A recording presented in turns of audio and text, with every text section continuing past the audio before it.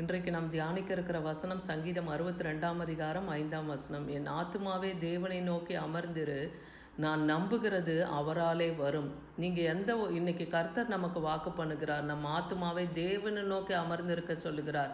அப்போ தேவ சமூகத்திலே நாம் காத்திருக்கும் போது நாம் நம்புகிறது அவராலே வரும், கர்த்தராலே வரும். அதனால நம்ம பயப்பட வேண்டியதில்லை. ஏன்னா இங்கே தாவீது சொல்கிறாரு சங்கீதம் 62:6, அவரே என் கண்மலையும் என் ரட்சிப்பும் என் உயர்ந்த அடைக்கலமானவர், நான் அசைக்கப்படுவதில்லை. அப்போ நீங்கள் இன்றைக்கி எந்தெந்த காரியத்துக்கு காத்திருந்து சோர்ந்து போயிருக்கிறீங்களோ, இன்றைக்கி கர்த்தர் சொல்கிறார், என்னுடைய சமூகத்தில் நீங்கள் அமர்ந்துருங்க, காத்திருங்க. நீங்கள் நம்புகிற காரியம் என்னாலே வரும்னு சொல்கிறார். அவராலே நமக்கு நிச்சயமாக இந்த ரட்சிப்பு வரும்னு சொல்கிறார். ஏன்னா அவரே நமக்கு கண்மலையும் ரட்சிப்பும் உயர்ந்த அடைக்கலமாக இருக்கிறதுனால நாம் ஒரு பொழுதும் அசைக்கப்படுவதில்லை. மீகா 7 அதிகாரம் 7 நானோ வென்றால் கர்த்தரை நோக்கி கொண்டு என் ரட்சிப்பின் தேவனுக்கு காத்திருப்பேன், என் தேவன் என்னை கேட்டருள்வார். அப்போ தேவன் நம் விண்ணப்பத்தை கேட்பார், நமக்கு நிச்சயமாய் பதில் தருவார். அதனால் கர்த்தரை நோக்கி கொண்டு அவருக்கு மாத்திரம் நம்ம காத்திருக்கும் போது தேவ சமூகத்திலேருந்து நமக்கு நிச்சயமாய் பதில் வரும்.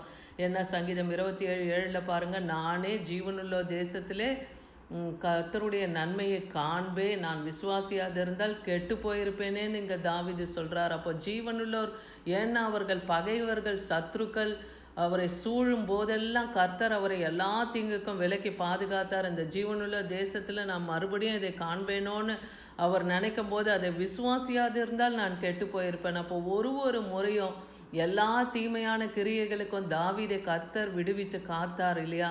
அதுதான், அப்படி விசுவாசியாது இருந்தால் நான் கெட்டு போயிருப்பேனேன்னு சொல்கிறார். அதனால் இன்னைக்கு கர்த்தருக்கு காத்திரு, அவர் உன் இருதயத்தை ஸ்திரப்படுத்துவார். திடமனதாக இருந்து கர்த்தருக்கே காத்திரு. அப்போ தேவ சமூகத்தில் நாம் காத்திருக்கும் போது, திட மனதாய் கர்த்தருக்கே நாம் காத்திருக்கும் போது, நாம் விரும்புகிற காரியத்தை, விரும்புகிற ரட்சிப்பை, விரும்புகிற ஒரு சுகம், ஒரு விடுதலை, ஒரு சமாதானம் தேவனால் மாத்திரமே அது நமக்கு கொடுக்க முடியும். ஏன்னா புலம்பல் 3 அதிகாரம் 24-25 பாருங்கள், கர்த்தரே என் பங்கு என்று என் ஆத்துமா சொல்லும். இந்த உலகத்தில் நமக்கு எதுவும் சொந்தம் கிடையாது, நிலையானது கிடையாது. நீங்கள் இப்போ இன்றைக்கி நம்முடைய ஆத்துமா என்ன சொல்லணும்? கர்த்தரே என் பங்கு என்று என் ஆத்துமா சொல்லும். ஆகையால் அவரிடத்திலே நம்பிக்கை கொண்டு இருப்பேன். அப்போ தேவனிடத்தில் நம்பிக்கையாக நம்ம இருக்கணும். கர்த்தர் தான் நம் பாத்திரத்தின் பங்காக இருக்கிறாரு. அதனால் தமக்கு காத்து இருக்கிறவர்களுக்கும் தம்மை தேடுகிற ஆத்மாவுக்கும் கர்த்தர் எப்படி இருக்காராம்? நல்லவராகவே இருக்கிறார். இன்னைக்கு உண்மை மனதோடு, மன உத்தமத்தோடு, முழு இருதயத்தோடு நீங்கள் தேவனிடை தேடி தேவனிடத்தில் அன்பு கூறுகிறீர்களா? அப்போ நீங்கள் கலங்கி தவிக்க தேவையில்லை. கர்த்தர் உங்களுக்கு கூட இருந்து உங்களுக்கான காரியங்களிலே அந்த ரட்சிப்பை வரும்படியாய் செய்வார். ஏன்னா அவருக்கு காத்திருக்கிற ஆத்துமாக்களுக்கு அவர் நல்லவராகவே இருக்கிறேன்னு சொல்கிறாரு. சங்கீதம் 42:11 சொல்லுது, என் ஆத்துமாவே நீ ஏன் கலங்குகிறாய், எனக்குள் ஏன் தியங்குகிறாய்?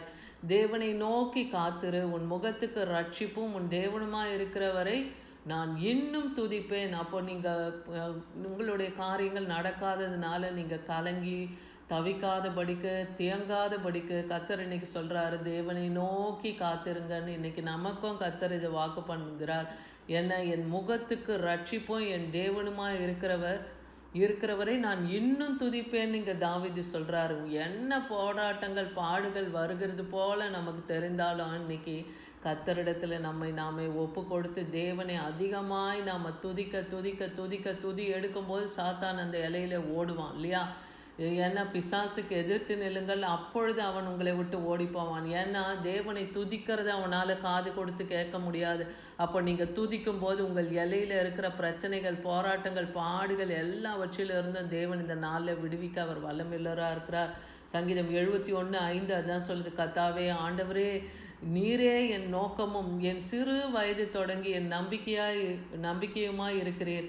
அப்போது நீங்கள் இன்றைக்கி கூட சிறு வயதுலேருந்து கர்த்தரை தேடுகிறவர்களாக இருக்கிறீங்களா?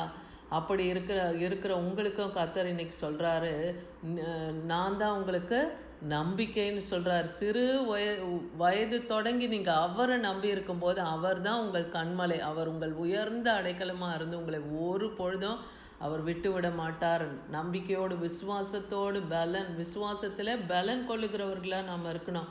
சங்கீதம் 104:35 சொல்லுது, பாவிகள் பூமியிலிருந்து நிர்மூலமாகி துன்மார்க்கர்கள் இனி இராமற் போவார்கள். என் ஆத்துமா கர்த்தரே ஸ்தோத்திரி அல்லேலூயான்னு சொல்லப்பட்டிருக்கு. பாவிகள் இந்த பூமியில நிர்மூலமாகி போவாங்களாம், துன்மார்க்கர் இராமல் போவார்கள். அப்போ நமக்கு இன்னைக்கு கலக்கத்தையும் திகைப்பையும் உண்டாக்கி கொண்டு இருக்கிற அத்தகைய துன்மார்க்கர்களுக்கு கர்த்தர் வைத்திருக்கிற பலன் என்ன? அவர்கள் இனி இல்லாமல் போவார்கள்னே சொல்கிறாரு. அதனால் கர்த்தரை நீங்கள் துதிங்க, ஸ்தோத்திரிங்க, அவரை நீங்கள் மகிமைப்படுத்துங்க. அப்போ சத்துருவை தேவன் உங்கள் எல்லையிலேருந்து நீக்கி போடுவார். பிலிப்பியர் 1:20 பார்க்குறோம், நான் ஒன்றிலும் வெட்கப்பட்டு போகாமல் எப்பொழுதும் போல இப்பொழுதும் மிகுந்த ஸ்தோத்திரத்தோடு ஜீவனாகிலும் சாவினாகிலும் கிறிஸ்து என் சரீரத்தினாலே மகிமைப்படுவார் என்று எனக்கு உண்டாயிருக்கிற அந்த வாஞ்சைக்கு நம்பிக்கைக்கு தக்கதாய் அப்படி முடியும்னு சொல்கிறார். இங்கே பவுல் அப்போஸ்தலன் பிலிப்பு பட்டணத்துக்கு எழுதுகிற நிருபத்தில் எப்படியாக சொல்கிறார், நம்ம ஒன்றுக்கும் வெட்கப்பட வேண்டாம். ஏன்னா நம் தைரியத்தோடு சொல்லலாம், ஜீவனானாலும் சாவானாலும் நம் சரீரத்திலே தேவனுடைய நாமம் மகிமைப்படும்.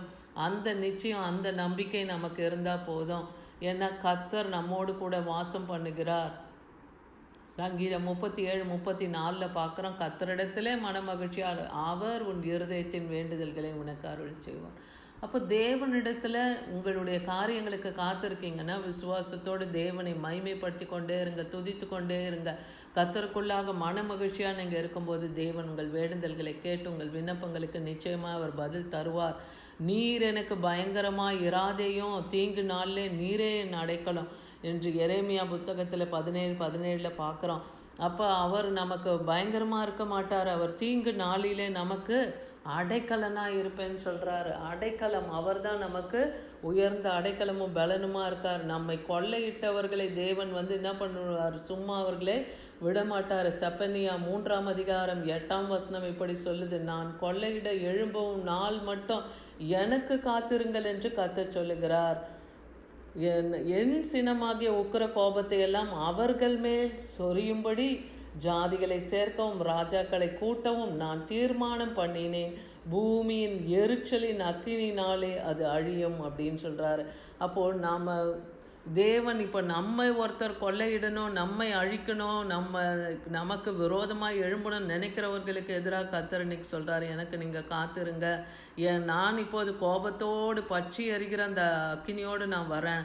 ஜாதிகளை நான் கூட்டி சேர்ப்பேன், ராஜாக்களை நான் கூட்டுவேன்னு சொல்கிறாரு.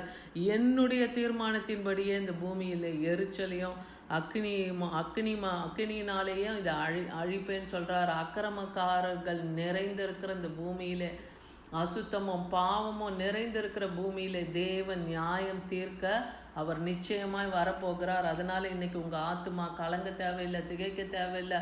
உங்கள் எதிராளிகளை கண்டு நீங்கள் பயப்படாமலும் திகையாமலும் இருங்க.